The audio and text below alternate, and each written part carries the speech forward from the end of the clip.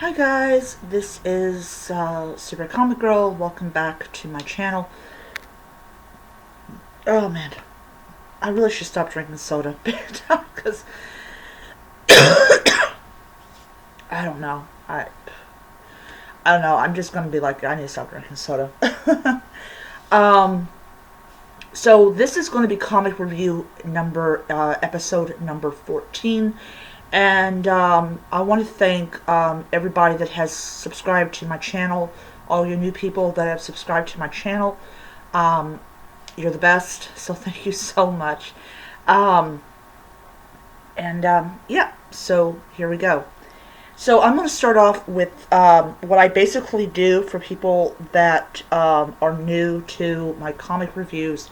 I start with the last comic that I read, and I go all the way backwards to the first comic I've read. So, yeah, here goes.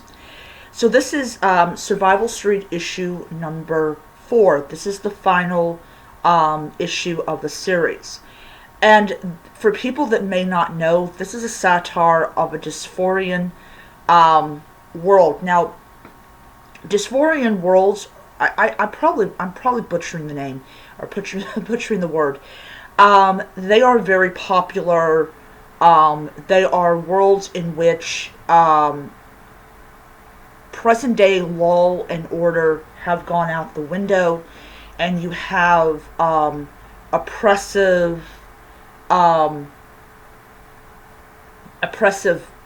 like regimes and stuff like that. Handmaid's Tale is probably one of the most popular ones and everything. In all honesty, I have never watched a single episode of Handmaid's Tale. It's not my cup of tea. So, this is, like I said, this is the final issue of Survival Street, and basically, this military group called NICE invades the Muffets' territory that they live in, and basically is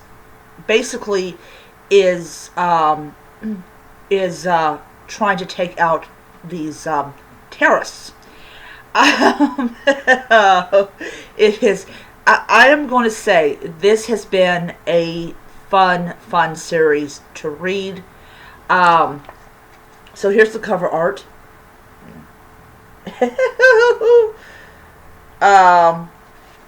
It's just, oh man, they're all like, they're just like, yeah, we're gonna go in there, we're gonna kick some Muffet's ass, and it was, oh god, it just doesn't not be good. So they're airing this on live television. I mean, literally everybody's watching this event, and it's like, oh my god. And look, even the dog has a nice vest on. So literally, like, they're shooting at, like, it's literally like, it's just, the Muffets are like, just, are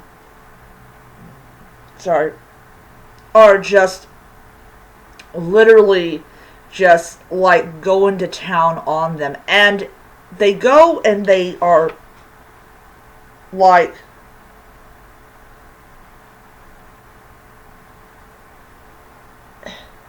it's just, oh god, it is just insane and everything.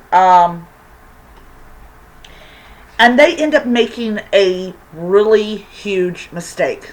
And I'm not going to tell you what the mistake is, but everybody in America sees it. And it's so weird that it took one mistake for public opinion for this group to just go down the toilet. As I said, not going to tell you what the mistake is, but it's a big one, a huge one. And it was really weird about the whole thing is, like, these parents are trying to sway people like, you want the Muppets, you want these Muppets to be like teaching your children. Thinking,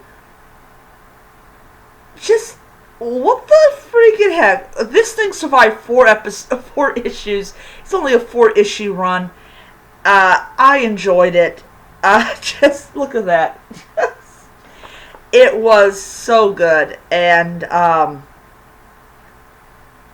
yeah, like I said, I loved it. So I give it 5 stars. It was just too outrageous, too out there. Oh my god, they did a great satire of a dysphoria world. Okay. Okay. So, getting to something else, we did a review of the Sword of Azariel, issue number 4. Now, last week, I had gotten issue number 3, and when I got home, I realized, looking through my Sword of Azariel books, I actually had issue number 3, so issue number 3 went to a home. I rehome all of the comic books that I either don't like, if they're doubles. And for people who want to know, Miracle Man is currently with someone else. So I'm going to get him Miracle Man number 3, just so that he can follow the story. Alright, so, so this is Sword of Azariel, issue number 4. I forgot how many issues. I think there might be 6 issues. I don't know. But yeah, so beautiful cover. I really love these variant covers. The only downside is you don't know, like, if it's 3 of 7 or 3 of 11 or something like that. But still, beautiful cover.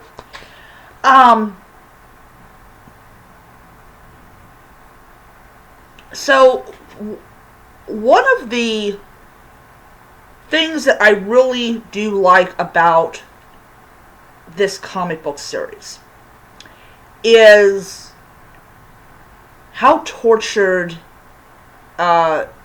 Jean-Paul is. I hope I'm pronouncing his name right. How tortured he is. He has a lot of guilt, and this is I would say this is DC's most religious series, because dealing with God and Satan and saints and martyrs and all that type of stuff. This definitely is probably the most religious comic book that he'll ever read. It has a lot of religious figure, like has like the Knights Templar and all that type of stuff. So so if you're into that kind of stuff, this series is perfect for you. I am getting a bang out of this. I really happen to really love this character. This character is just absolutely amazing. I really happen to really like his character.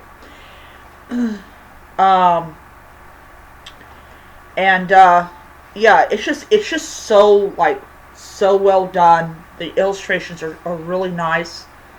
But he has a so from what I am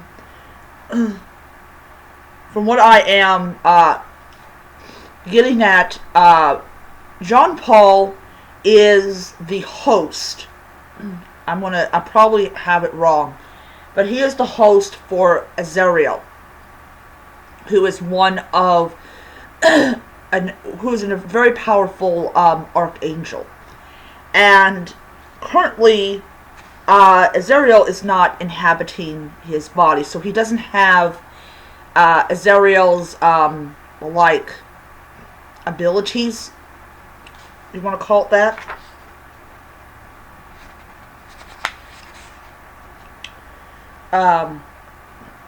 And he is up against this thing. I really like the pacing of this series. I really do.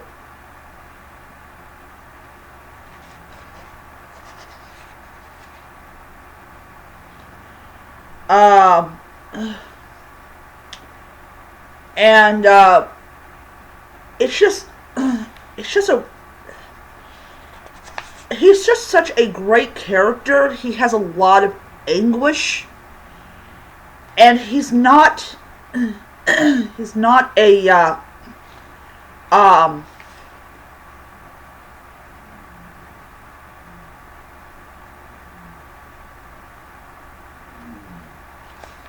I just, yeah, I mean,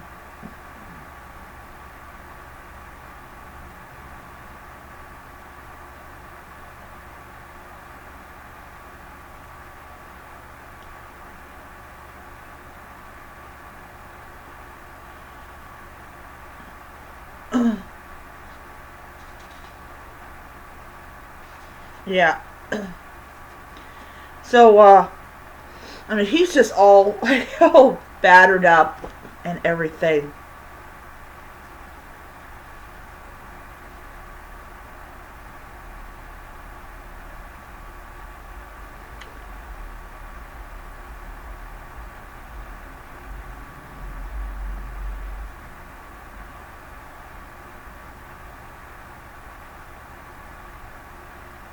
Yeah. So, overall, it was another really great issue. I really like the pacing. I really like the ending of the fourth issue, and I really like how Jean Paul fought this thing without Azariel's power inside of him. So, yes, it just really shows that people can do, like, you know, remarkable things just by themselves. All right. My favorite comic so far, and I'm doing a review of The Predator issue number 4. She's all bulked up. So I really do happen to love The Predator. This is, of course, from Marvel, and I'm not a fan of Aliens, which is another comic book series that is popular. So 4 months ago, we got the first issue of Predator, which was long awaiting. I was sort of kind of iffy on the first issue, but I've been following all of them as they come out, and this is one of my favorite Marvel titles. So first of all, I want to say one of the huge reasons that I do like this is you have a female character, and I'm not saying this because she's a female. I wouldn't give it. I would say the same thing if it was a dude. But she's able to fight on her own. She doesn't have this oh, I hate the world and blah blah blah. She has a reasoning why she's fighting these predators. She's actually trying to find one particular predator. I really thought that the beginning of the comic was the true beginning of the comic. It's actually later on. So I don't know if they made a mistake when they were printing this comic or what. I don't know. But it actually is right here, which is it's actually in the middle of the comics. So I don't know if they made a mistake when they were printing this issue or what. Let me know. I would appreciate it. Love the cover of it. She's all jacked up. The illustrations are really good. I love them.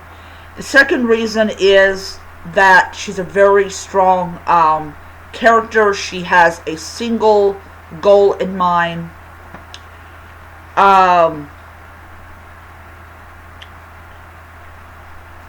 That's the other reason.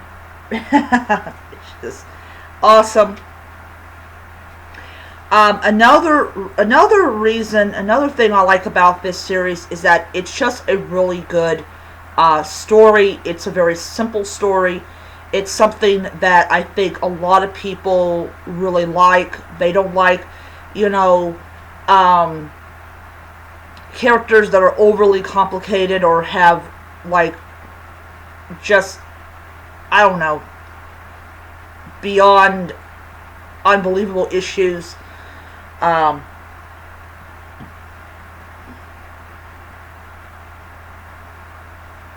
But she looks good in the Predator armor. I definitely have to admit.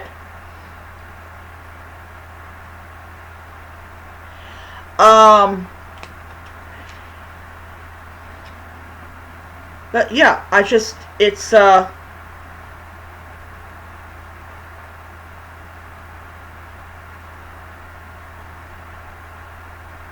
yeah, it's just like, look at that. Right there. Oh, now yeah. And the ending was kind of odd. It's just kind of odd. I'm not going to show you the ending of it. But it continues on in issue number 5, which I will be reviewing once it comes out. So the fourth one I'm going to review is Iron Cat issue number 5. Just like with Survival Street, this is the final issue of the series. So just like with Predator, I was really on the fence. With Iron Cat, I actually managed to pick up the first issue before it went to another part of the comic shop.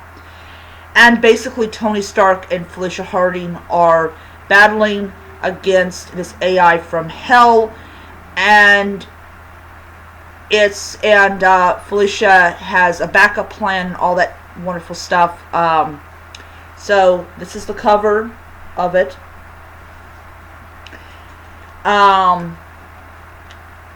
Here's some interior art.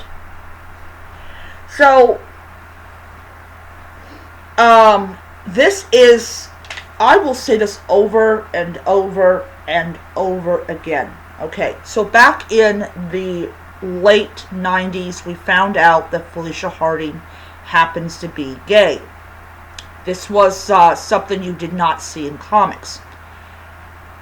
With that in mind, when I read the premise was that she was battling her ex-girlfriend, I'm like, I hope it wasn't the same ex-girlfriend from that from Spider-Girl.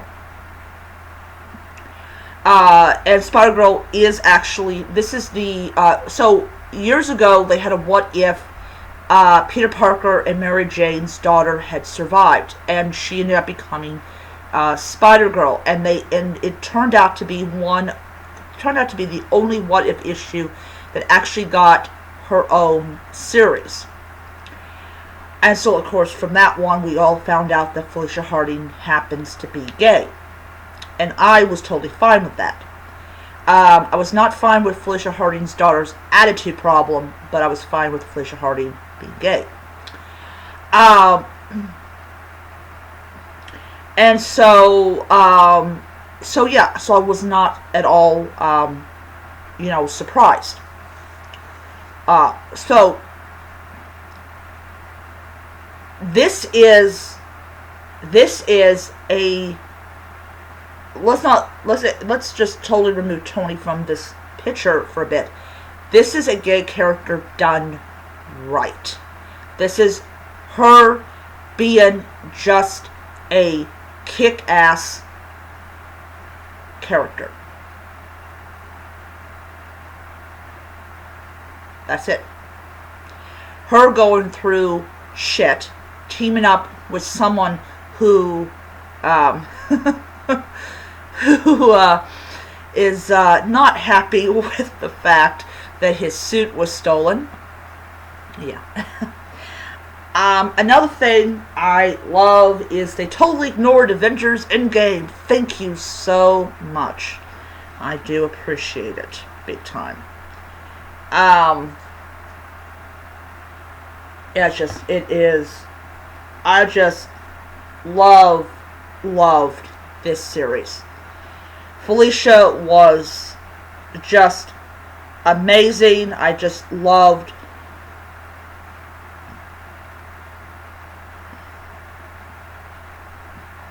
I just loved it.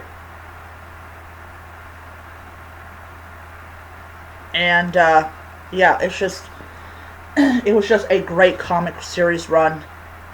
And so great character development, great pacing.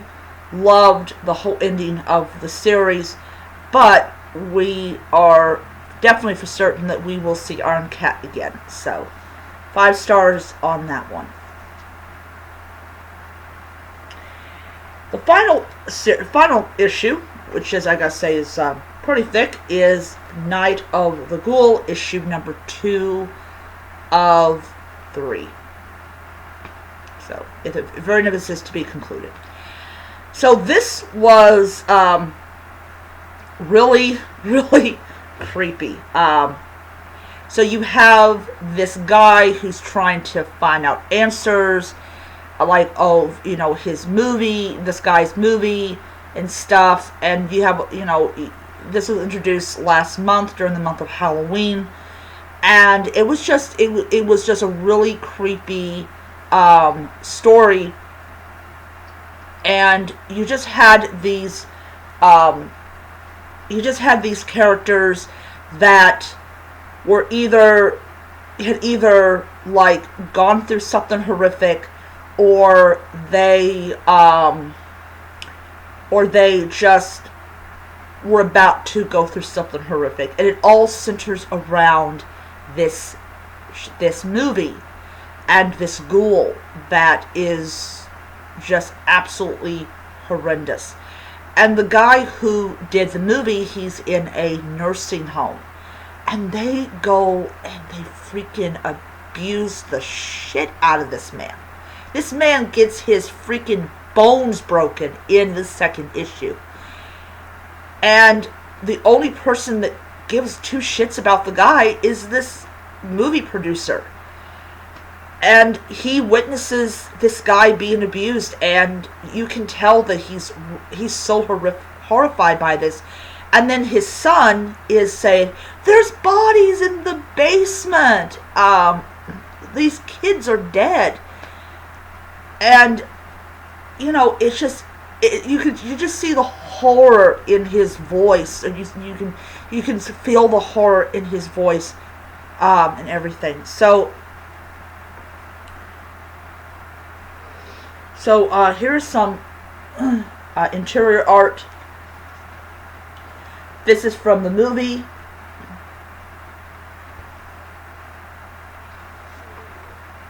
Oh, sorry about that.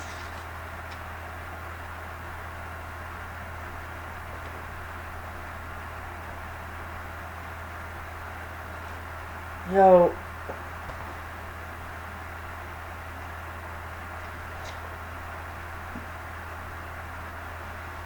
Yeah. That's like,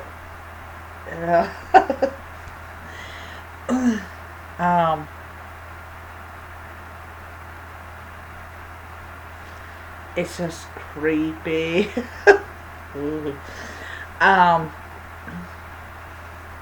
Yeah, it's just creepy.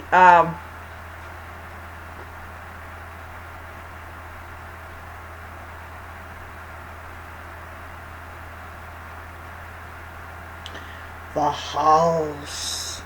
It's an advertisement. I will be picking that up as well. The house.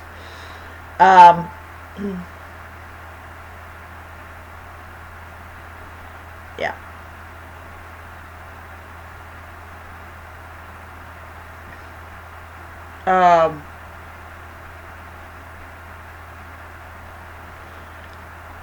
Yeah, and then of course this was like Comixology comes in Dark Horse books.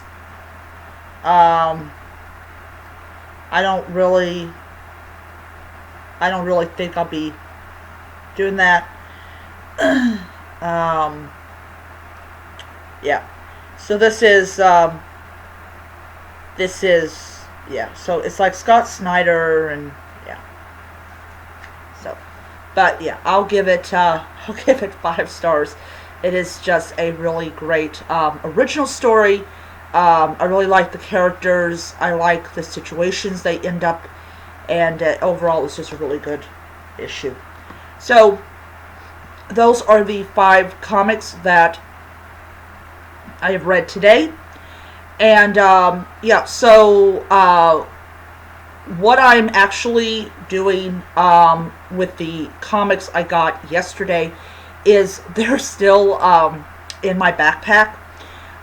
So what I did was, after I showed you guys the comics, I put them back in my backpack, and they're going to be traveling with me for a while until I get all of the comics I have gotten last week read and reviewed, and then they're going to take their place. So, yeah. So, I hope you guys enjoyed the video. Please, if you did, hit the like button, hit the subscribe button, hit the notification bell so you don't miss any future videos. So until next time, nerds, read on. Bye.